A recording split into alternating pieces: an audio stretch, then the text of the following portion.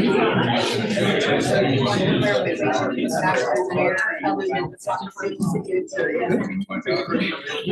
actually going to be here tomorrow. Morning, folks. How are you all? Hello.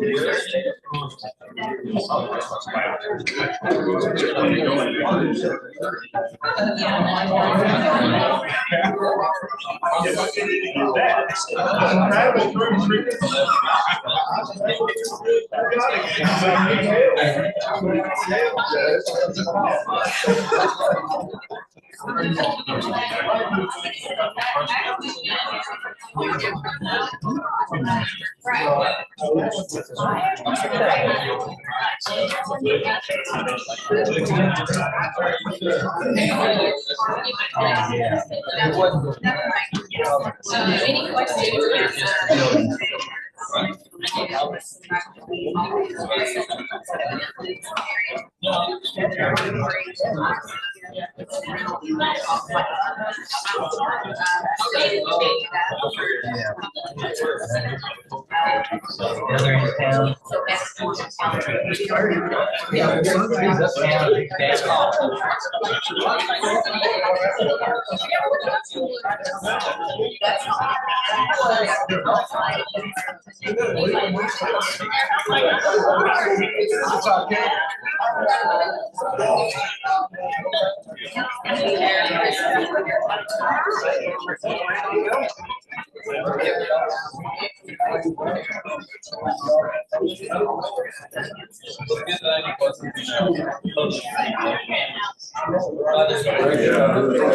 Good afternoon.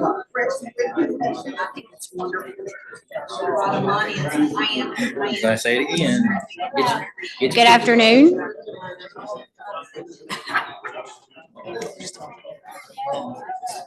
Yeah, we need a gavel. Yes, that's right. That's right. Yeah. Hello, we'll go ahead and get started. Yeah.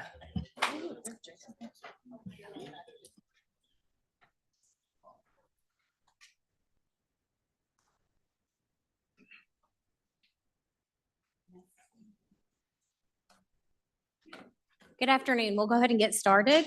I'm going to call the meeting to order, and then we have Judge Jerry Gillum with Christian County to lead us in the pledge and the invocation with Mayor Kevin Cotton.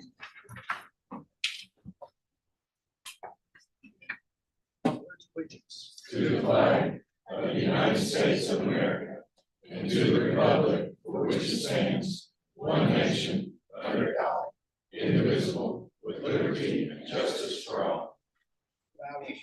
Our Heavenly Father, we thank you for this day. We thank you for this opportunity to come together as leaders in our community and in our region. Lord, we just ask that you bless each and every decision that is made here today. We ask that you bless each and every employee that makes those decisions a reality. Lord, that we will focus on the betterment of our communities and our region. And Lord, we thank you for all the blessings that you've given to us. In Jesus' name, amen. Amen. Thank you all. Next, we need an approval of the minutes. They were emailed out and they're in your packet.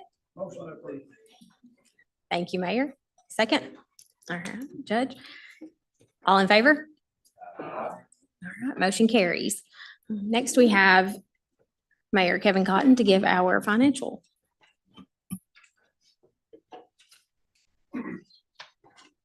Thank you, Chrissy. The financial report shows that our budget should be at about 58.33%, and we're at 43.97. So we're tracking really well. Some of that is just the way that the grants are coming in. But if you have any questions, Alicia's in the back and she's in the front. She'll answer any questions that you might have. Okay, can we get a motion to approve? Thank you, Scott. Second? Thank you. All in favor? All right, motion carries. With our federal and state reports, first up, we have Morgan Alfie with Senator Mitch McConnell's office.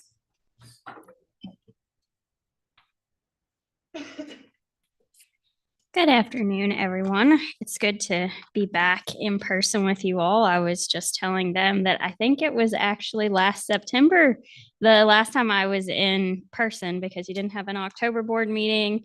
The November one, the room was still being renovated. And then December, I was in Mayfield. And then last month, I was sick. So I'm really excited to be back here in person with you all. Just a couple of things. The Senate is supposed to be beginning a 2-week recess this week, but they are still in session, working on the national security supplemental. That final vote should be sometime later this week. And then there are a few grants that I wanted to point out that are with deadlines coming up that I know we've received some support letter requests for across the state that I just wanted to remind everyone of. If you have any of these, please let me know. We'd be happy to write a support letter.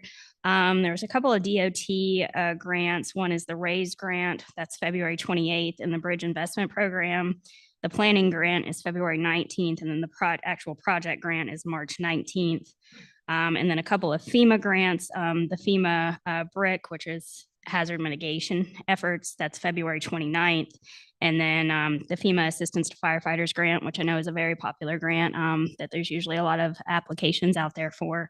That's March 8th. So let me know if you have any of those. We'd be happy to write a support letter. And then, of course, always, ongoing grants like DRA or EDA, just let us know. Thank you. Bye. Thank you, Morgan. Next, we have Jason Hassert with Senator Rand Paul's office.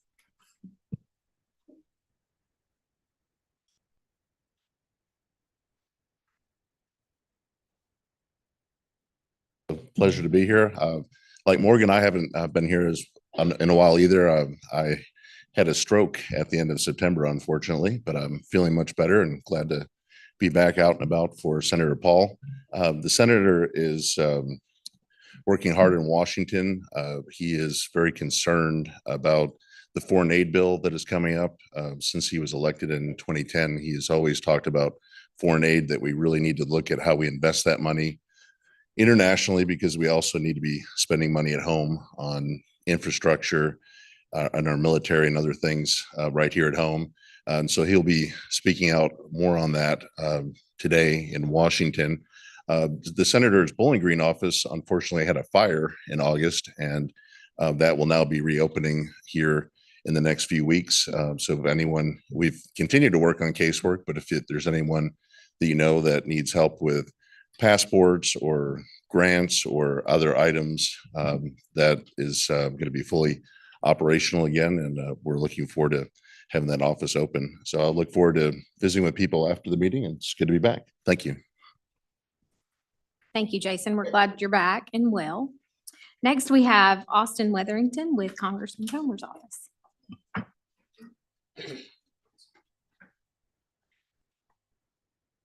Thank you all for the opportunity to speak today. The House was out of session a couple of weeks ago, so the congressman was able to spend time in the district. Just want to say thank you to Judge Gillum for hosting the congressman in Christian County.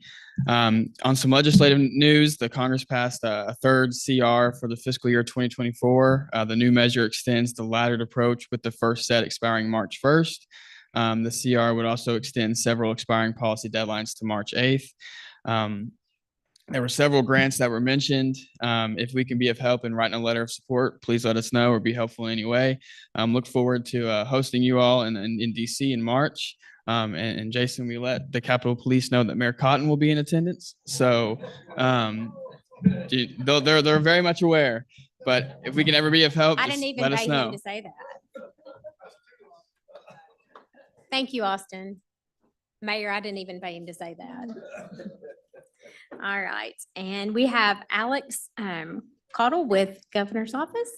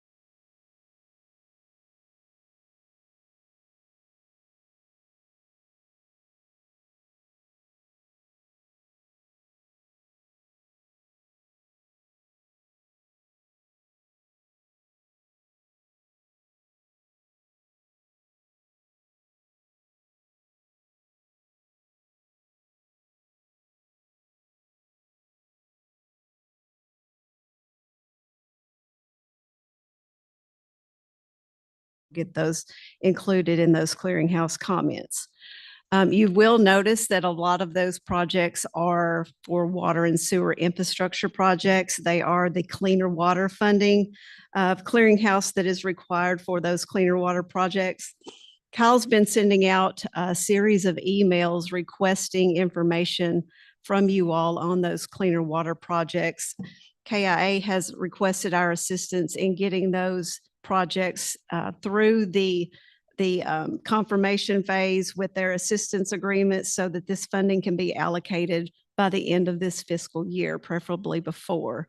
That's going to help our legislature during this budget cycle in evaluating the need for some additional cleaner water funding for additional projects as well. If you all could please, again, help get that information to Kyle as soon as possible, we would appreciate that. Again, as Alex mentioned, the county budget workshop will be held here on February the 28th from 9 to 12 in this room. And then if I could have Angela Herndon come forward, she's going to talk to you all a little bit about the Safe Streets for All, or SS4A program, and the upcoming Governor's Recommended Highway Plan. Good afternoon, everyone. First, with the SS4A grant, some of you all may know, some of you may not, so I'll just go over all of it to start with. We were awarded a planning grant through SS4A to do safety action plans for every county in our ad. And so what we've been doing is working with the Transportation Center to get focus roadways together to submit to each of the counties for review. So we have received the focus roadway list for each of the counties from the Transportation Center, and we have forwarded those to you all for review. I would like to note again, I think some of you all, this will be repetitive because I've sent out emails, but those listings are county roads only.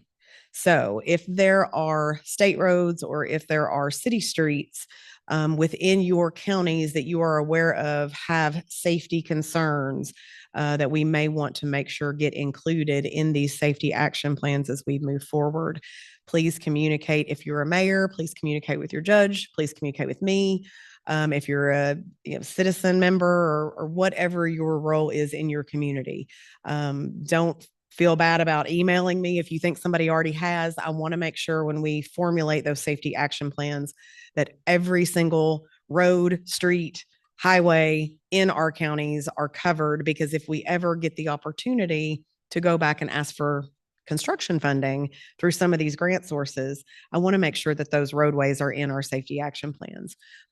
So don't worry about if you think you're doing double reporting or whatever, shoot me an email, catch me after the meeting. Let's make sure that all of those roadways get in these action plans.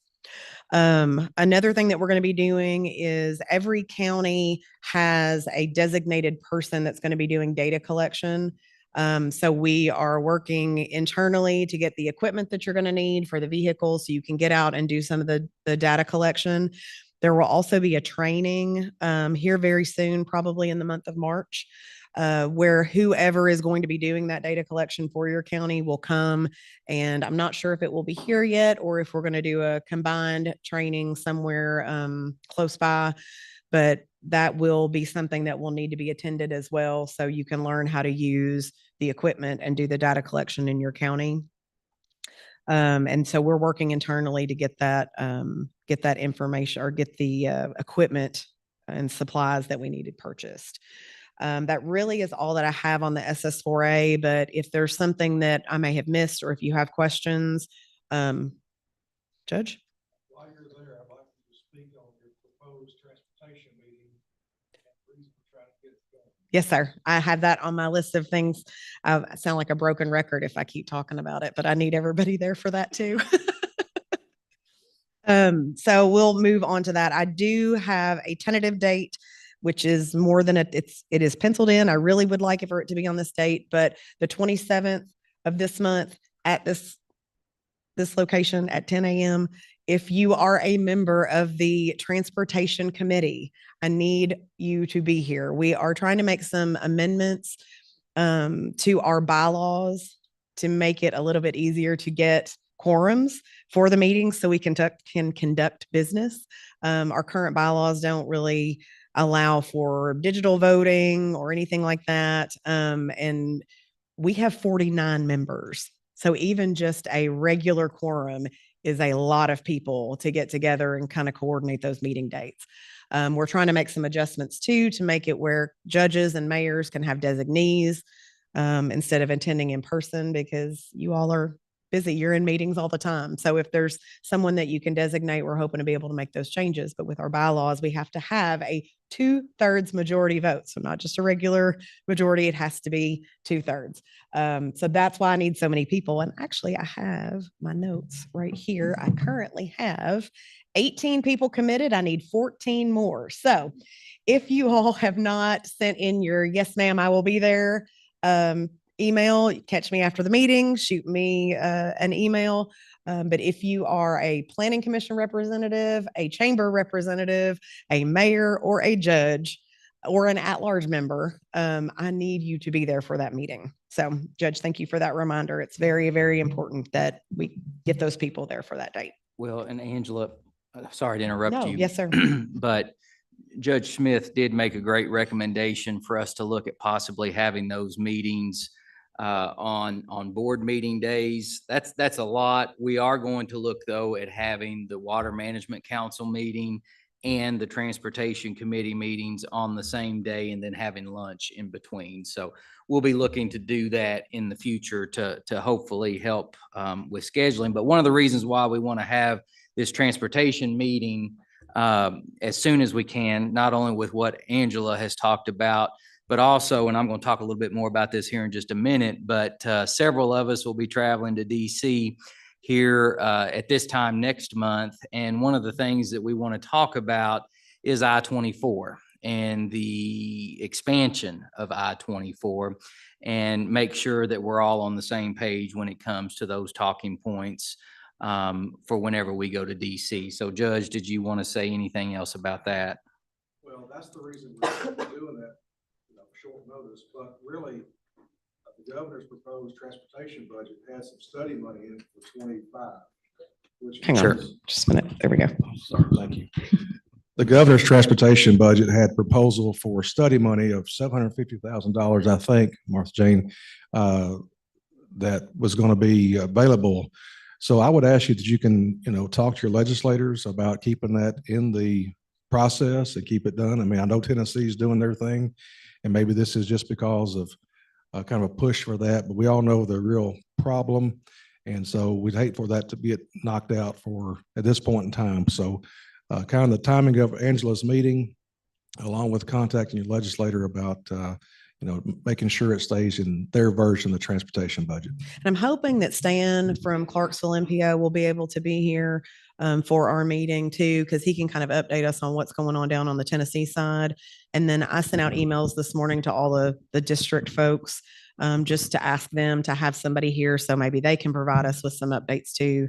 They always do, but just kind of gave them a heads up on that's what we were looking at from a date perspective. So thank you. Angela has shared an article, I know with me, that said that stretch from Lyon County to Nashville has the most phantom traffic jams in the country, I believe.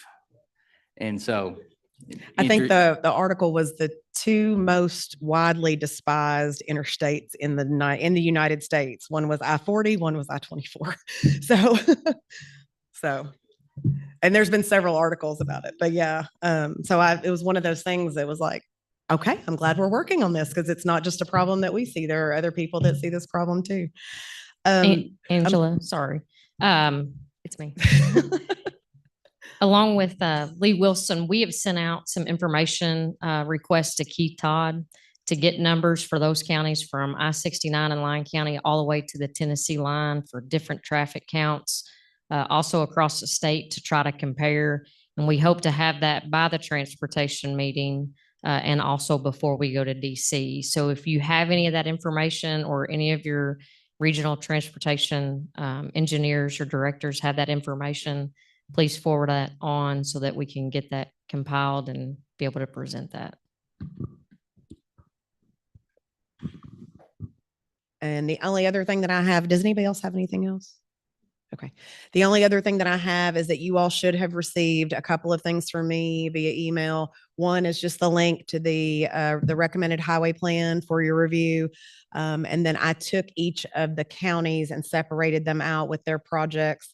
And I believe that everybody should have their own PDF of the projects that are located within your county. So if you have any questions about that, or if we want to have any discussions about that, let me know. Or if you didn't receive it, let me know. I love email, and email is a wonderful tool when it works. And so sometimes those things go to junk or spam or whatever. And I just want to make sure you all are getting those emails from me. So other than that, I'm happy to answer any questions that you all might have about transportation. And if it's not today or after the meeting, you all can find me anytime. So great. Thank you. Thank you, Angela. To close this out, I'm going to ask Chris Miller to come up and give you all some information about our broadband mapping and the challenge process that we're assisting the Kentucky Office of Broadband with for the BEAD funding that's coming up. Chris. Thank you, Amy. So broadband equity access and deployment, that's going to be our BEAD plan for the entire state. So we got a bunch of money for Kentucky, and we're going to try to get as much of that money to get broadband in all the regions that might have not been hit up by ARPA funds during COVID-19. A lot of people got fiber. I was included with that. It's pretty great right now. So that's pretty much what this is going to be covering. But broadband is just significantly higher speeds than dial up. And so that's going to cover fiber, cable modems, DSL, wireless, and satellite. But what we're going to need from you guys, mainly the judges, the mayors, any magistrates that know the areas. A lot of you guys are going to know who needs this more than we do. I got data just from, well, a couple of sources. So I'm hoping this is somewhat accurate, but we're really going to rely on you guys to correct our maps and everything. But the overview of our agenda is going to be looking at what you guys need. So the funding that's already come and what needs to be done, and then review the maps that I've already created. I'll be sending out maps probably today and tomorrow to judges and mayors of each individual county, and then of the entire region as a whole. And I'll show one too, as an example that I have ready. And then we need to be looking at our anchor institutions, multi-dwelling institutions or units, sorry. That's going to be like your public places, your courthouses, your libraries and such like that. Big subject. And then we're going to be discussing of challenge phases. So we want to be able to make a case for each county and be able to say why we need it more so than any other county, or just try to win that money. And then finally, we're going to be discussing the local commitment of funds for broadband deployment projects. Pretty much that's just saying we're going to finalize all the stuff, the arguments, and then where that money is going to be going to. So here's a map of what I've made. So it just looks like a bunch of dots. I know it looks kind of confusing, but what you have is like red dots, pink dots, and green dots. And I'm not realizing my pink and my red look very similar. So my apologies on that. But the green dots are going to be your serviced areas. And again, the accuracy on this is up for debate. The green dots are going to be everything 100 megabits per second on up. So those are considered served areas. Underserved is going to be your red dots, or sorry, your pink dots. And that's going to be underserved 25 megabits per second to 100 megabits per second. And then your non-served is red dots, which is under 20 megabits per second or 25 megabits per second. And then this next map is just the same map, but I took out all the green just to kind of show you the areas that might need to be targeted. And a lot of our Western counties, we need to be looking at, really working in those areas and just trying to make sure everyone could get internet. Nowadays, internet is almost as important as highways and bridges. It's crazy, with the way that we do our work in our school and everything. Now, our timeline, originally they were telling us they wanted all this stuff done, or not all of it done, but they want challenges by now. And then they kind of massaged the dates on that just a little bit, just because they were getting new information. So right now we're trying to hope to get some some challenges by the end of this month. I'm going to be sending out emails to everyone, again, judges, mayors, about getting some meetings with you guys in each individual county. And we'll go to you guys to, edit any of the maps that I have to try to make a good argument. And we'll try to do that as fast as we can. Unfortunately, it can't be put on the back burner just because they kind of brought it up out of the blue. They're just like, hey, we have this big project that we need to work on, but you're limited on time. So you guys will probably get emails and phone calls from me. And if I know you, my apologies ahead of time. But like I said, it's a pretty important thing for people to get internet nowadays, especially in the rural communities. So if you have any questions, you contact me. I'm Chris Meller. You contact Amy, you contact Pat, and we'll try to make this as smooth as we can. Thank you. Thank you, Amy, Angela, and Chris. Next, we have Ms. Jill Collins with the Area Agency on Aging and Independent Living.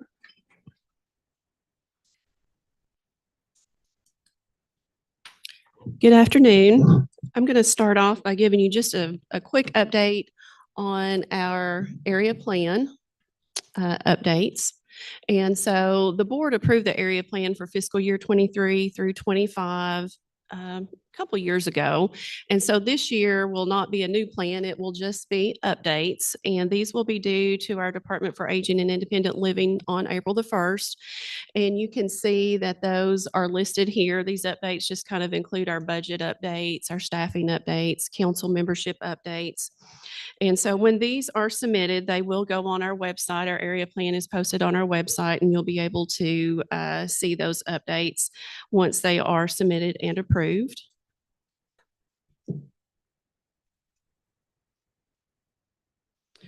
Our National Suicide Prevention Grant, we did get our contract approved as of February 1st. We got our budget approved.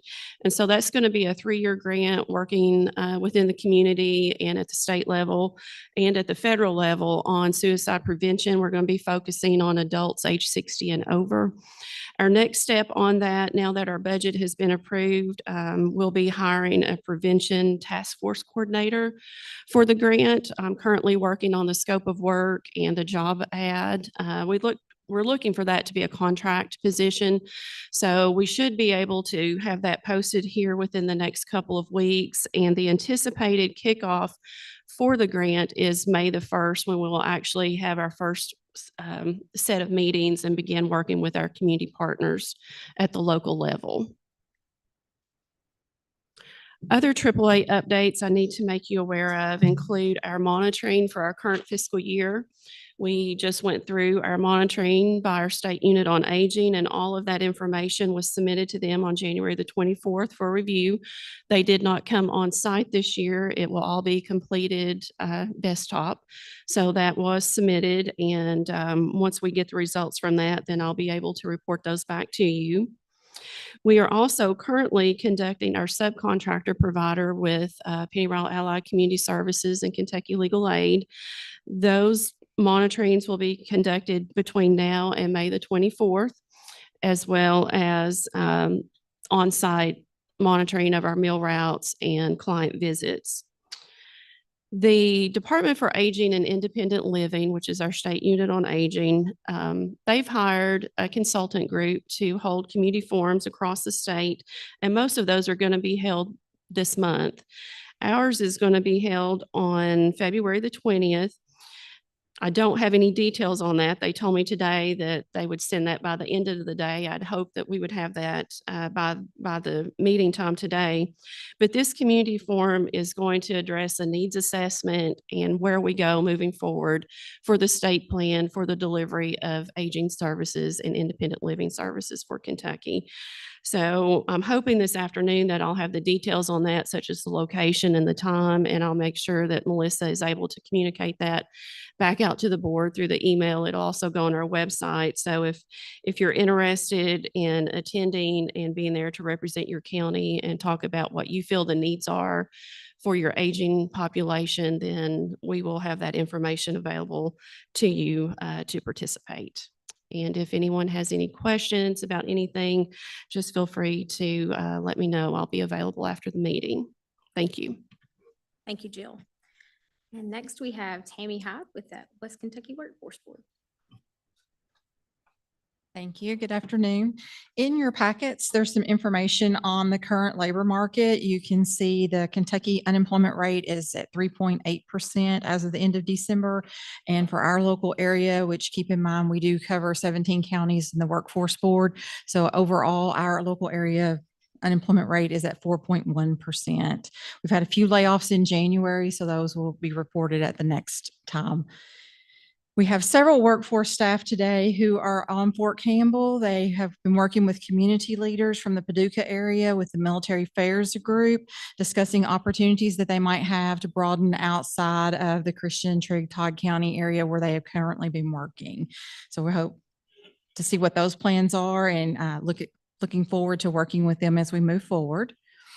We will have a workforce youth committee meeting on February the 21st. It will be a virtual meeting. Job Corps will be presenting their programs and what they do, and our youth providers will each be presenting on their current youth programs, their successes, and how they're moving forward with their programs this year. So if anybody has any interest in being a part of that, just let us know.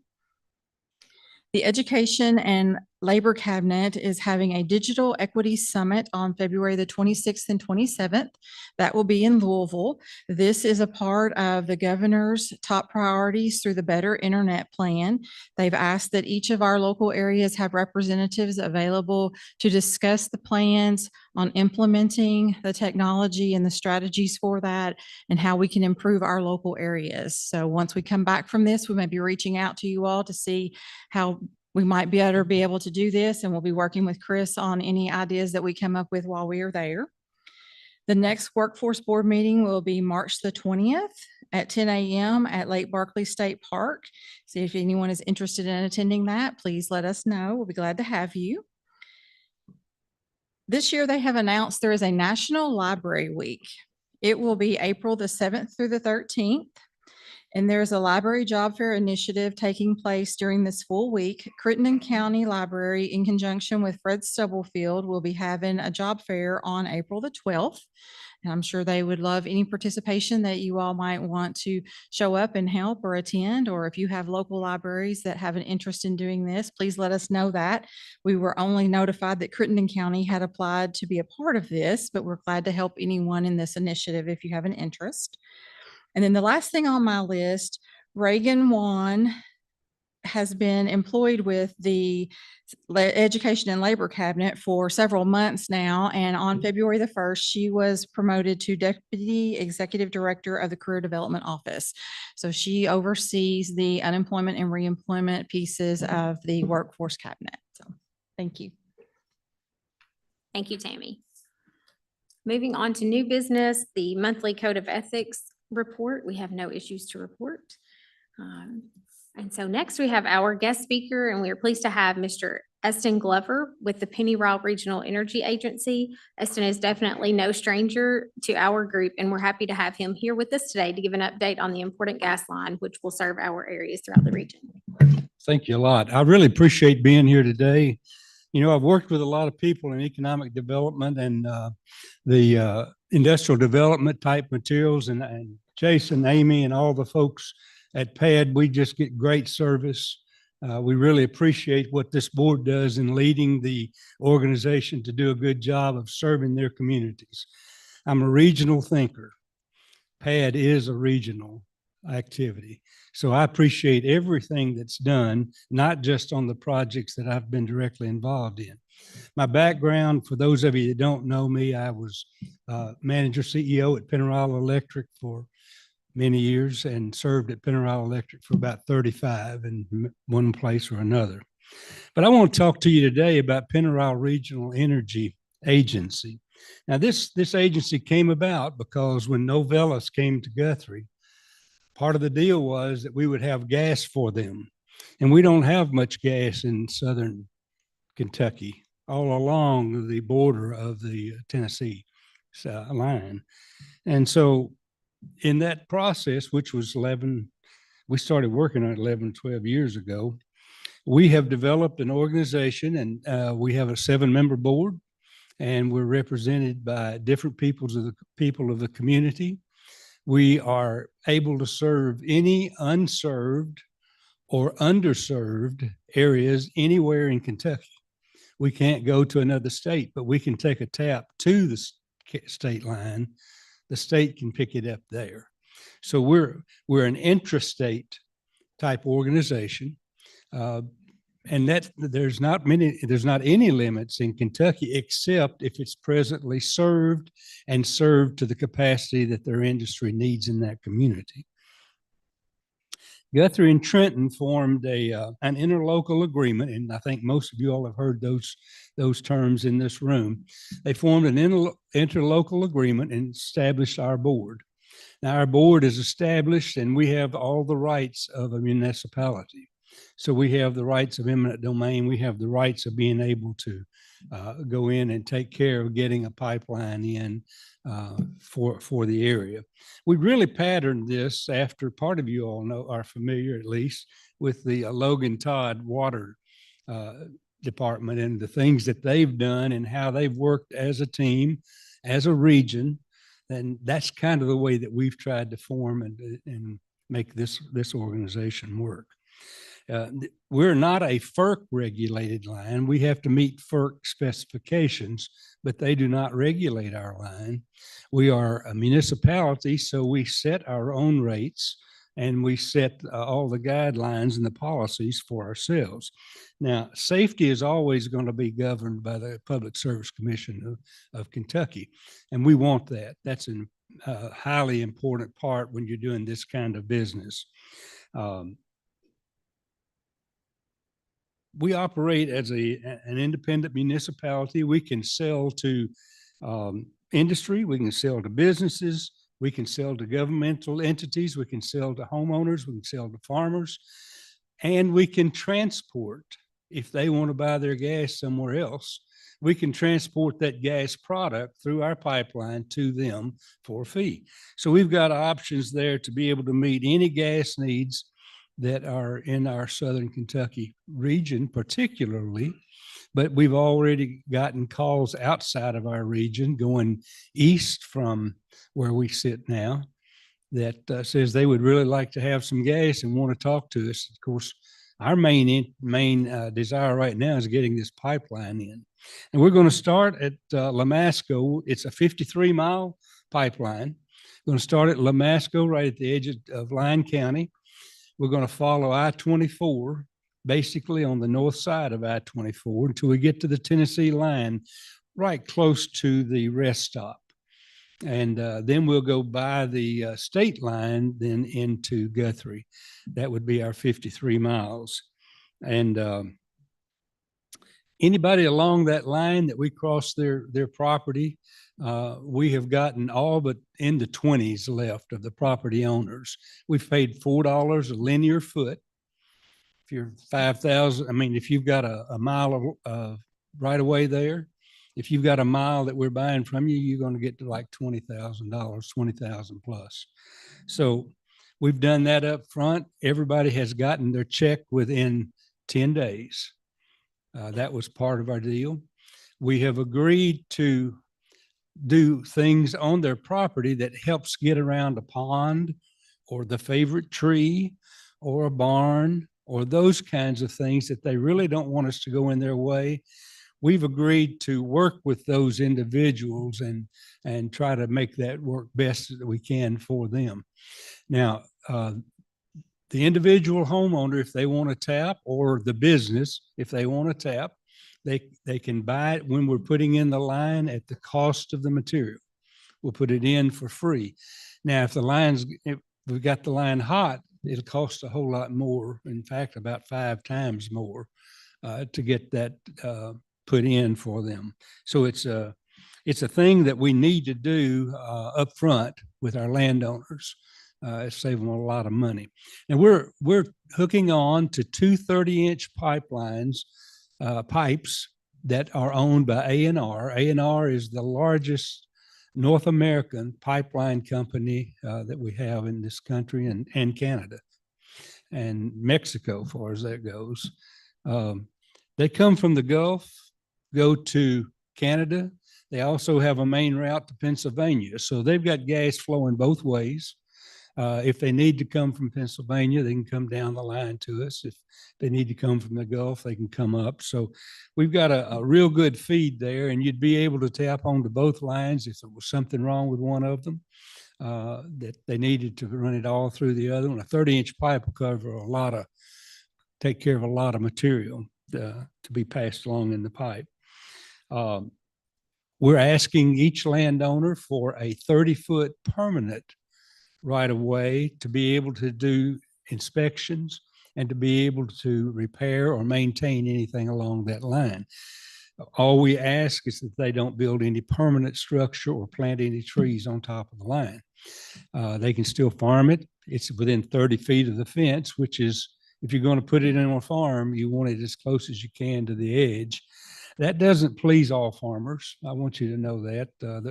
The farmers have a right to their opinion, and several of them are giving us concern about being able to get their right of way. But the eminent domain is in place, and we have started using that to try to get that settled. We have one that was settled. It was settled at the $4, and that one was just kind of a test to see where we were and if we were in line and that kind of thing. So anytime you're selling, you want to make sure that you get all you can get. And if I were a farmer or a homeowner, I'd want to get all I can get. And I don't blame them one bit, but we were trying to be fair to the people we're serving. And this line can serve anybody from Lamasco to Guthrie. Future lines can serve a lot of other entities. Now, along this line, we've got municipalities, we've got new industrial parks, we've got governmental entities, and we also have Clarksville that is wanting to pull some gas off of our line. Everybody wants a double feed of any kind of energy they've got, whether it's electricity, whether it's water, sewage is not necessarily in that, but gas, you want a double feed so that if something happens on this power source, you can switch over and be able to do that. We'll be able to do that for Clarksville, and they'll be able to do it for us. We would have a connection that if something were to happen that we would need the help, we could get it or they can get it. So all that's in the rate structure, and it's all in the planning and putting aside for what's going to come down the road. And I told you it was a 30-foot permanent. While constructing, we need 60 feet. So as soon as the construction is done and everything is back in place and everything is left like it was, we take the topsoil off the top, do the best you can to put it back on. The boulders and the rocks that come out, we either bury them or we move them somewhere else. So it's depending on the homeowner, the landowner, as to what we do there. We couldn't even have started this if it hadn't been for Governor Bashir and our representative from Todd County, Jason Petrie. Couldn't even think. These two guys on both sides of the aisle said, we're going to make this work for you all. They gave us $30 million right up front. It was put in our checking account. We couldn't be here talking about it today had that had not been in our pocket. It's allowed us to go ahead and get our property right of way. It's allowed us to do a lot of the environmental engineering and the other engineering that needs to be done along the line. We've investigated all the pipe sizes, and the pipe size has been up and down. We're probably going to be in a 12 to 16-inch pipeline right now, but that'll take care of everything that we need currently. Now, there may be some day that you need another shot at it for something else, but today that's what's going to take care of us all the way to Guthrie. If it's a 16, the project costs $115 million in our budget. I'm just a country boy. That's bigger eggs than I've been used to working with. But with that help from your state government, we've been able to move along really well. We're current on all of our bills. We have a substantial checking account, and we are making this work. There's going to be a line built. just a matter of getting all things together. In particular, environmentally, we've got to make sure there's not any bats there in June when they inspect. And we can't start construction until they tell us there's no bats there or snail darter or whatever there might be environmentally. I want our environment to be clean. And I want us to take care of it and be protective of it. But that's an issue. We can't start our construction till they give us that patch saying, okay, go ahead and make this work. We don't have any employees at this time. We have 7 board members, but we have hired several contractors. We have D2 Energy, who's done a lot of energy work throughout this region and the Tennessee region. They put an office at Guthrie right at Tiny Town. And so they take care of the gas business part of the entity. Mike McGee, who's an engineer out of Guthrie, I think he's done work in everybody's region that's in here, in everybody's county that's in here. But Mike McGee is very invested in making this project work. And he and his daughter, Julie, who has joined the firm, and their organization is doing all the engineering work that we can do at the local level. Now, in both cases, we have to have, and we've got our local attorney, Jeff Trauber is the local attorney that handles the local attorney things. Naturally, we've got an attorney in Frankfurt, we've got one in Washington, and we've got environmentalists in Frankfurt, and we've got environmental attorneys in Washington. And we've tried to reach out, and we've got ourselves covered with insurance needs. Covered everything we can cover locally. We try to do that, and we have done that, as well as our accountants and our auditors and all the people that make the puzzle go together. We intend to have gas to Novellus December the 30th, 2025. Now, our line people, the people that are going to put the pipe in the ground, indicate that they can do that in about 9 months. So that gives us enough time unless we run into obstructions. There can always be obstructions from environmental groups, from local entities that don't want their community to grow. Now, there's not a soul probably in this room that doesn't want our community to grow, but you've got some neighbors that really don't. And that's the thing that I've been most concerned about. I've been in the community, Todd County and Christian County, all my life. I actually lived in Lyon County, and I had work in Princeton, Cowell County.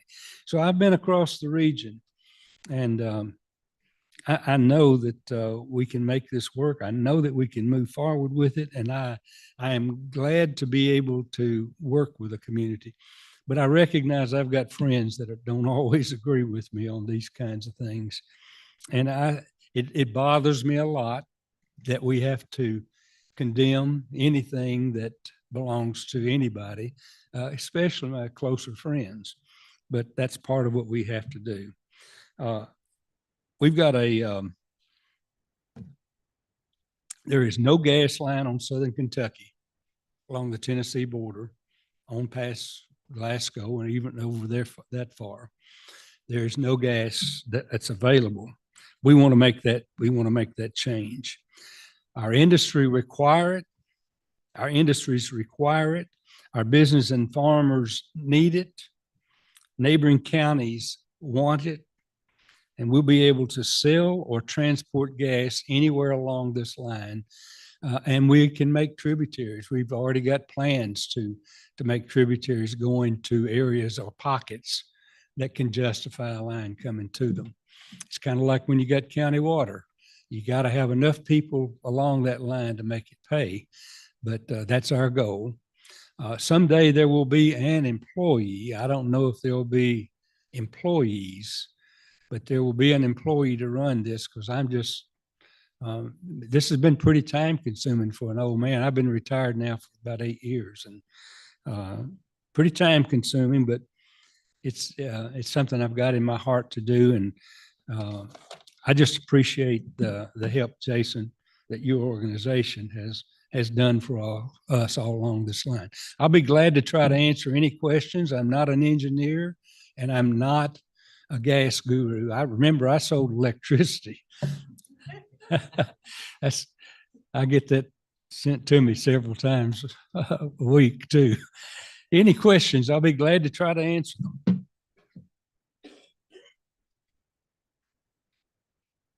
If not, I appreciate the opportunity and thank you for letting me share with you today. Thank you. Now we have Jason Vincent with our director's report. Thank you, Madam Chair. And I really appreciate Eston joining us today. You know, I remember sitting in some of those project meetings, Eston, early on. But this would not be where it's at without the leadership of folks like you. And, you know, I can't think about this project without thinking about our good friend John Walton and how much of a player he was on this, getting it where it is today, and especially with the easements as well. So great job on this, and we look forward to seeing what it can do to allow our region to continue to grow. And Madam Chair, I know it's already been mentioned, but I can't go much further without introducing our new board member, and that is Judge Executive Tara Swanson from Livingston County.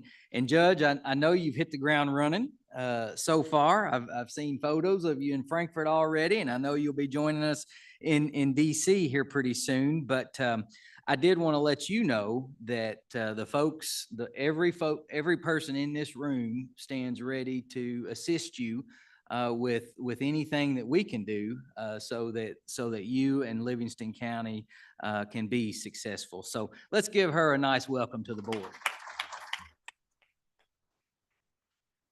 Good to have you.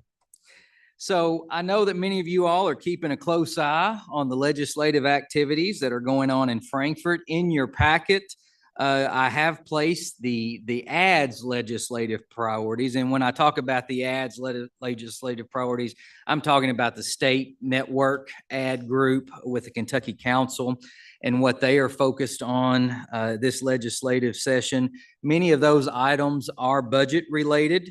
So we're watching obviously to see how that process plays out. But one item I did want to bring your attention to, and a number that we are seeing reduced or a potential reduction in funds, and that is with our home delivered meals for our senior population. This is concerning to us, quite honestly, because with the current funding levels that we have, we won't have enough funds to provide all the meals through June 30th of this year. And I know you hear from your constituents about the home delivered meals. So just want to make you aware of this, what we're watching right now. And as Jill, I don't remember if she mentioned, but it is in your packet, our current waiting list for home delivered meals. And we almost have 400 on that waiting list right now. So, you know, we are working with Dale to provide funds to get us through the end of the year. So we feel pretty comfortable that we will eventually have those funds. But if they are talking about reductions for the next 2 years, and at the current levels, we don't have enough funds to do what we need to do, I think that's very concerning. For the past each year, for the past 2 years, that allocation has been $14 million for the state. What has been proposed through the governor's budget as well as through the House budget is $10 million for each year for the next 2 years. So a $4 million reduction. That allocation is distributed across the state by formula, and I won't get into that. But obviously, if you're looking at that large of a decrease for the state allocation, that is going to impact us here locally.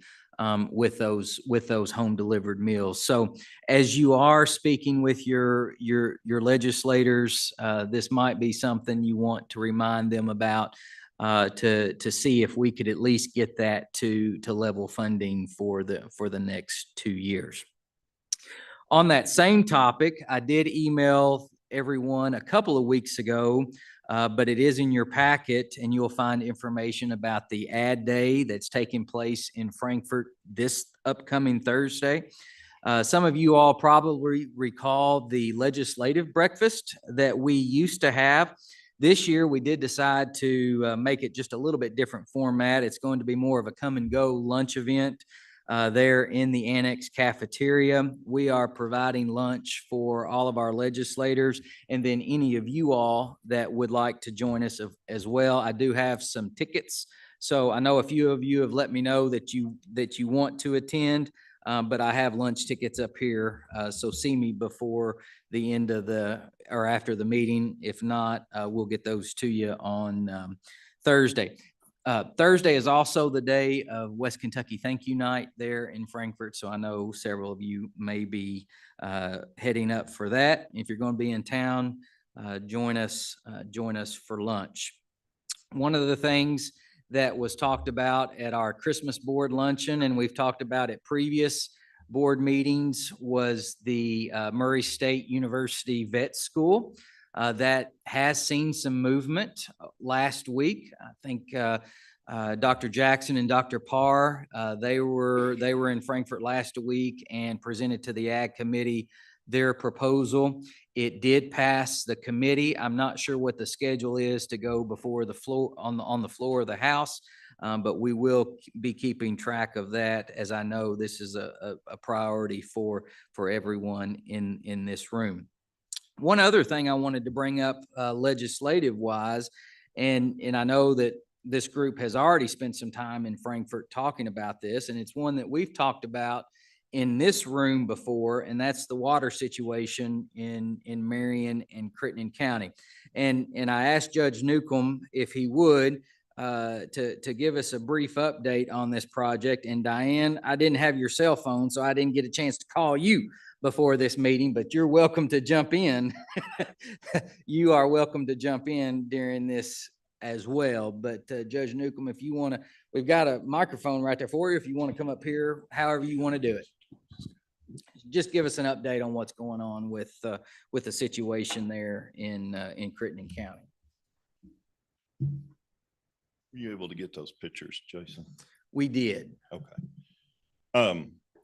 While they're loading up pictures, I'll go ahead and preface my comments with anything that I tend to misstate or forget about. Miss Diane will certainly correct me on that, because she's in it every day. I do want to say, this is primarily a Marion issue, a Crittenden County issue, but also Livingston County. And I think I'm very thankful for Judge Swanson taking time last week to go up to Frankfort with us and visit with some policymakers and grants folks about some things we have in the works. But with respect to what's going on in Marion in particular, everyone is plenty aware, I think, that they lost their raw water source 2 years ago now. Seems like time flies. When the earthen dam that holds that water back in the reservoir began to give way.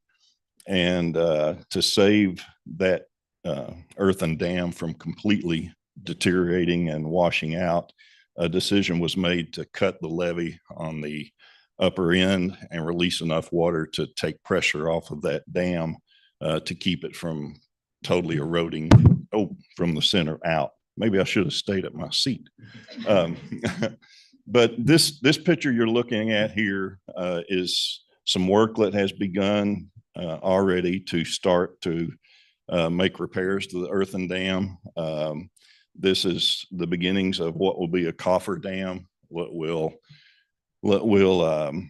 basically surround the breach area as well as the damaged area from the deterioration and the sinkhole that was forming. As you can see, that's a rock dam or rock coffer dam that's being put in place. Once that finally comes around and encompasses the area intended, that water is going to have to be pumped out, and then they can move on with further repairs. The next picture, I think, this shows one of the problems we've run into this fall. as with most of us, our county roads don't have a lot of base under them. And whenever you start moving 1,900 triaxle loads of material in and out of an area on a one lane road, this is what you end up with a lot of times. And so currently the contractors and engineers are working to remedy this situation. I think Miss Diane, there's some geotechnical or materials that have been ordered. Right, to lay in these areas where there was no base, and the idea is to hold up and support the rock that's being put in there, because we noticed the more rock we added to it, the more disappeared. And then the next picture, this shows actual work that has been done on the face of the dam where the sinkhole presented itself 2 years ago, and they have made significant improvement to that area. Still work to be done there, and Miss Diane probably has the details of what that work entails, but I think bringing in material and packing back into that area, right? First, they had to widen the area of where it was sinking in to pull out all the materials that were wet and so. From the water, okay, from the dam itself, the front side leaking through the pipage. That's why it's so wide. It was not initially. That's a much broader area. And then they push it out and let all that dry and then bring in other products, some of the geotechnical materials, as well as riprap and others, different layers, and packing it. Eventually it'll be solid, just like on either side of it, with the reinforcement built in. Okay, thank you. And one thing that has come to light from all this catastrophe, Crittenden and Livingston Water District supplies water to a great deal of municipalities, which are here in this room. They have a great deal of commercial customers, a great deal of residential customers, and that number is continuing to grow. Every year you see an increase of meters being set for residential purposes. You see an increase of meters for commercial purposes. And with Marion's issue long-term, they will become another wholesale customer of the Crittenden and Livingston Water District. And what has been brought to light is how woefully under I guess, production need or capacity that the Crittenden and Livingston Water District is currently. Webster County is still supplying about 30,000 gallons a day water into the Crittenden system at the Crittenden Livingston or Crittenden Webster County line. Grand Rivers is continually being asked to be taken off the system to allow for repairs to water lines. I know Mayor Dameron and Smithland Mayor and others are extremely concerned about the water security of our entire region.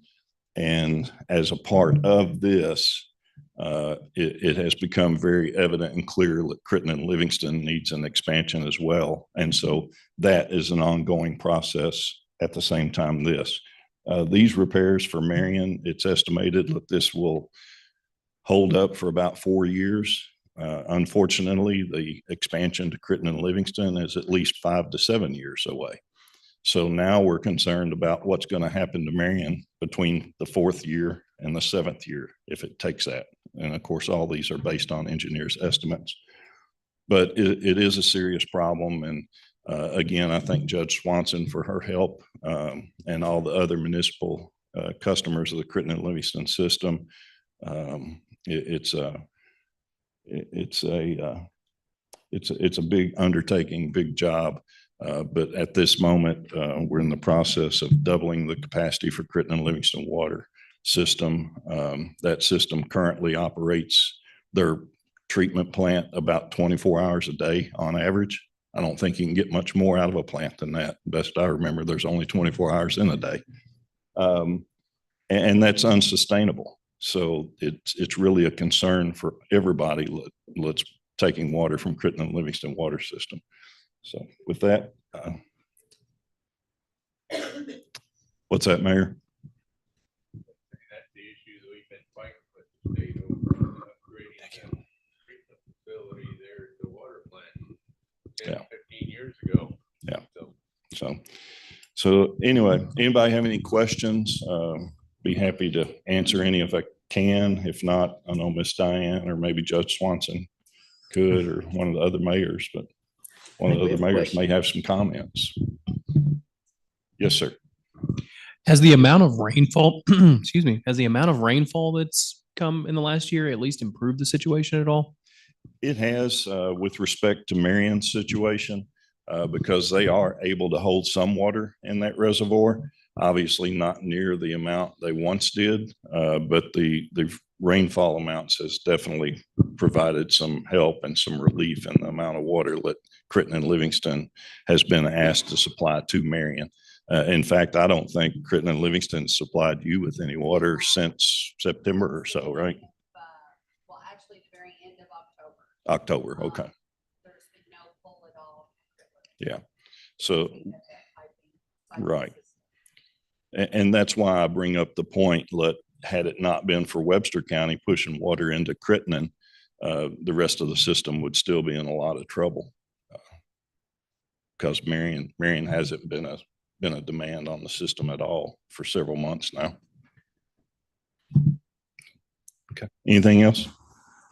Thank you, Jason. Hopefully that's. No, thank you, Judge. I just wanted, I knew you all were in Frankfurt last week and we had talked about that in previous meetings. And, this is something that our staff's working on every day. I think we mentioned, we say Marion or Crittenden and Livingston Water District about every hour working on things. So we are here at our agency putting a lot of horsepower, making sure that we can get that project where it needs to be. A couple of dates before I end, Madam Chair, just a couple of dates bring your attention to.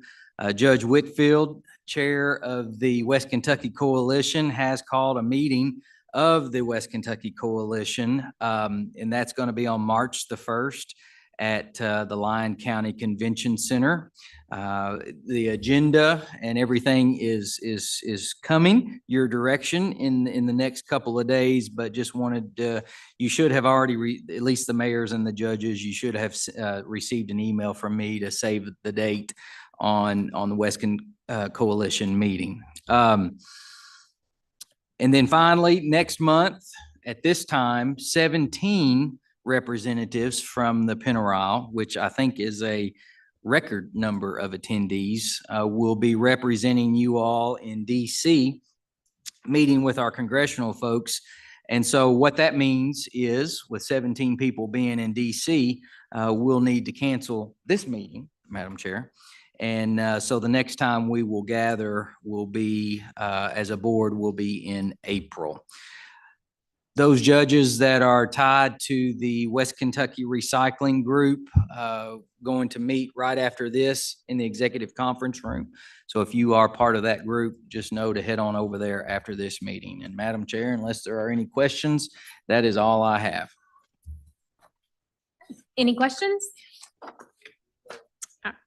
Okay. Second? All right. We will see you all in April.